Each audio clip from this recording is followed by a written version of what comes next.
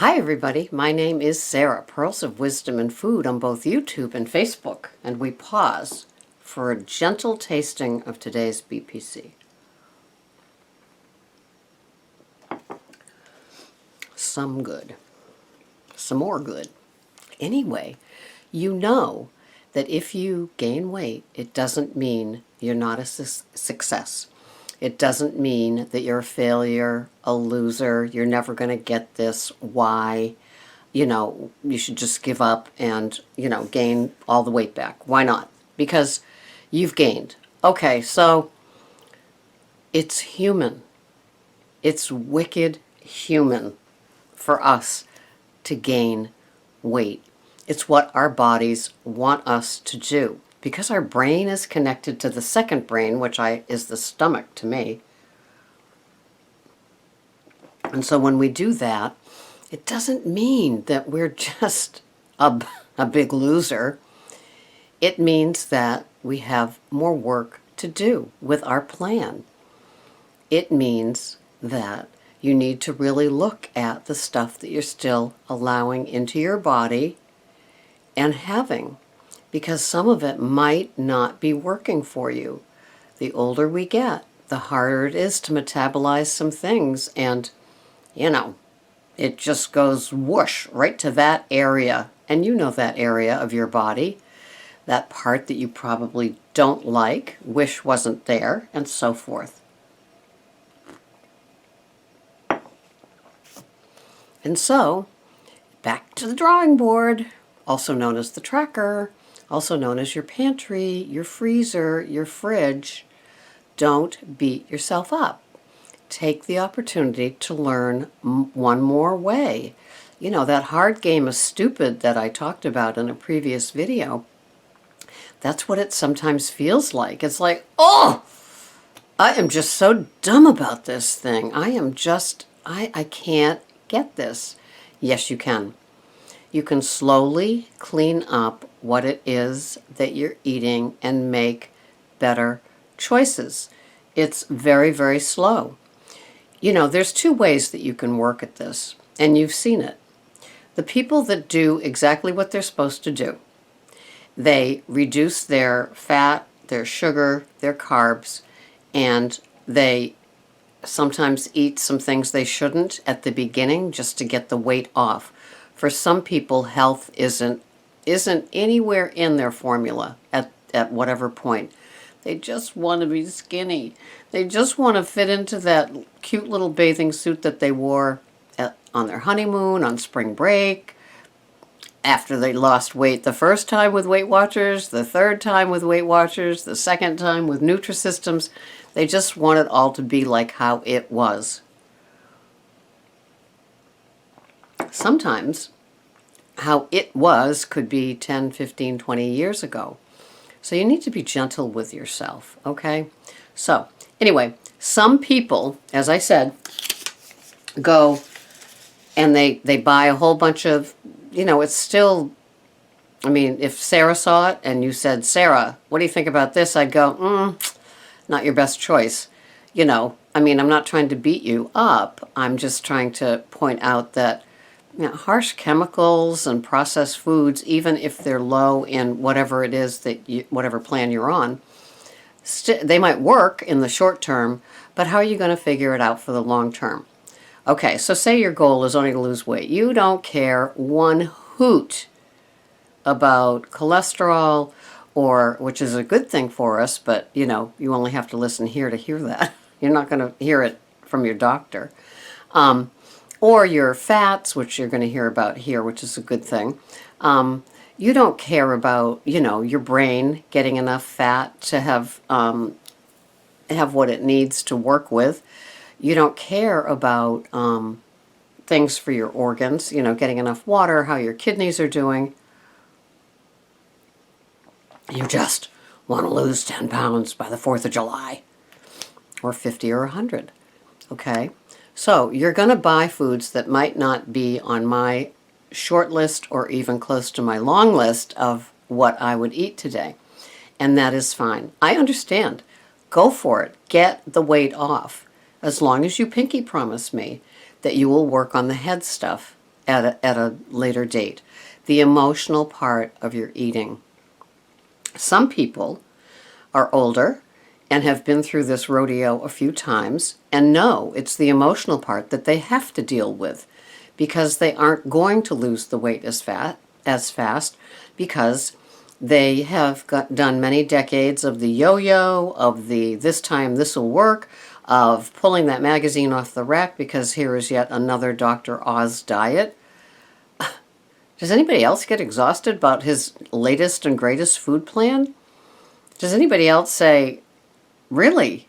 Who are you selling out to? I mean, I like the man. The show is great for so many people, but honest to God, it's like he has a new diet of the month to get everybody purchasing all these things, and this is going to work, and 3 women on the stage that have lost 10 pounds from his pilot program, and it's like, how about whole food? How about real food? I think he does a great job with Mark Schatzner, or Schatzer, whatever, whoever the Doritos Effect man is, but I digress. Which is not uncommon. And so, anyway, the emotional eating is where most of us end up. It's like the graduate work of losing the weight. Okay, the weight's gone. Poof, just like that. Aren't you fortunate you tuned in here? That's how fast it can go. Now you got to deal with the nighttime eating, the triggers, the cravings, maybe the grains, maybe the sugars, maybe those 3 packets of Splenda that you put in your tea that you have with something you shouldn't after dinner as you sit and watch TV. Maybe now it's time to deal with the emotional attachments that you have to times and events. I was lucky yesterday. I got to sit in an emotional eating class with a clinical psychologist who specializes in eating disorders. How lucky am I? How lucky were the other people there that were hearing this stuff? You could see light bulbs go off. It really, there was 1,000 watts of extra light in that room at the end. And so, you know, we talk about this stuff all the time here, so it's not like new to us that there's more to eating than just eating. There's more to eating than going to your Stop and Shop, your Giant, your Kroger, if you're lucky, all the other ones that we don't have here, and buying the food. There's emotional attachment to all of it. And sometimes what makes sense to you, what's a favorite of yours, is just absolutely kooky to the next person. But it gets you every time. If you're slipping, if you're relapsing, if you're eating things, you know, if you're heading down the rabbit hole of your own part of the stuff that doesn't work. And so for those of us that want to just lose weight, I keep saying this, Weight Watchers is probably a really good place to begin, because you're just going to learn to eat smaller portions. You're going to become aware of food. You know, you're not going to be dealing with the emotional stuff as much because you want to lose the weight. And, you know, really, who here that's listening, what one of us pickles didn't want to lose weight first? You know, I've never talked to a 250-pound woman that says, I really want to get healthy. No, they want to lose weight. Their doctor might be telling them that they, you know, remember that doctor I talked about that makes his patients get healthy, eat healthier before they work on losing the weight. What a concept. And it's definitely non-mainstream, and I love it. I'd love to know more about that. When you start making healthier choices, you're still eating probably portions that are too big because you're not losing weight, but you're adjusting your palate to a new whole thing. Like, this is what real food tastes like. It's not going to have the excitement of a bowl of Doritos at night in front of a movie. It's not. I'm sorry. But there's a finer appreciation for the subtle, the understated, the organic, the untampered with. Once you develop your palate for all of that, you're going to be able to taste synthetic and chemical tastes that may not have ever been tasted before. But that's okay. We get to where we're getting because we learn along the way. And if you're spiritual, you could look at it like the extra pounds that you've put on, maybe over the winter, maybe because you went to an event and it just kept on from there. It's our lessons. It is our lessons. So we don't have to play a hard game of stupid. We could be hitting ourselves up the side of the head and saying, oh, God, it caught me again.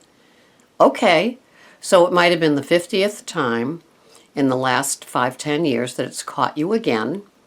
And if you had the time in your life, like I wish I had, and I'm sure you wish you had, you could look back and say, okay, how come every time I leave my sister-in-law's house after Easter, I want to just eat a truckload of candy?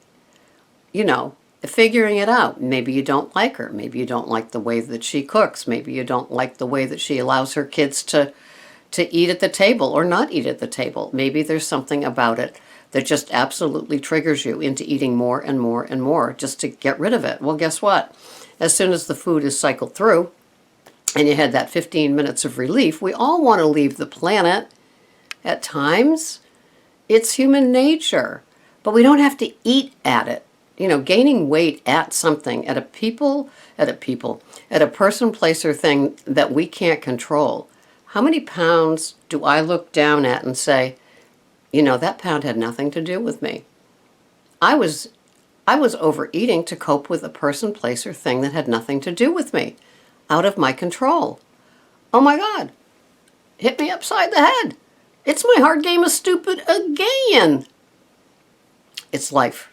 So be gentle with yourself. We do what we do. Do we want to? Of course not. Do we learn? Hopefully, eventually. So, anyway, that is it for the day. I am off to my event today. I'm so excited. The Pharmacy in Your Kitchen. I can't wait. I'm going to get wicked smatter. I don't know if it's a good thing or not, but I will be back and I will tell you all about it. Thank you so much for watching. Please subscribe, and I love your comments. And I think that most of you can say I do get back to you. If you make it a private message, I might not see it for a few weeks because I forget to go there.